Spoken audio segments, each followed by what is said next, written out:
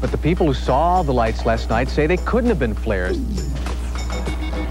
In central Phoenix, in what is known as the Sunny Slope area, the Lay family were coming home in the early evening to watch for the Hale-Bopp comet when they witnessed a very large craft fly directly over their house. You know, because when the craft went over, I really focused on the light. The tip was right out in the street, and the arm is going by, and the end of the arm was at least to that mountain over there. It was 600-700 feet away with these huge lights set inside of it. And I look inside, and it's like, it's wavy. When you look down the street on a hot day in Phoenix, above the street's like, it's really wavy, and you see everything kind of distorted, and that's what it looked like up inside the middle of the craft. And it just skimmed by, didn't even make a sound, not even a sound. Further eyewitness testimony came from Stacy Rhodes and her daughter Emily, who both saw a giant craft fly over their car. It was gunmetal black. It wasn't shiny, it wasn't invisible, it was more of a dull bluish black color. And we both just stayed there and looked at it for a couple minutes, and it was completely silent. Mike Fortson spotted the same craft from his backyard in Chandler, a suburb of Phoenix. When you're looking to the north towards Phoenix proper, the lights of the city of Phoenix and Tempe and Scottsdale and all these here will form a gray background. And this was a black object coming through a gray background. We had no problem whatsoever seeing this vehicle. We knew it wasn't really ours because it was just too doggone big. Matter of fact, profoundly massive is a better way to describe it. We don't really have words in our language to describe something that large.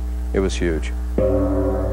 Councilwoman Frances Barwood was approached by a reporter who complained about the lack of response from local government regarding the sightings. What this reporter said was that they had gone to every level of government, including the city of Phoenix, and nobody would talk to them. That this object went from north of Prescott, from Paulding, all the way down to Tucson, and then was also seen in Wickenburg. And nobody would give them any answer. They either told them that they were not going to talk about it at all, or that there was nothing, that nothing happened.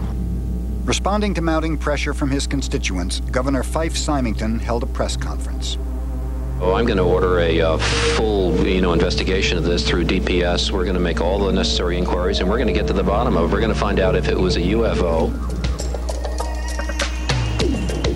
Later that day, Governor Symington held an unscheduled live press conference to announce that they had discovered the source behind the Phoenix lights.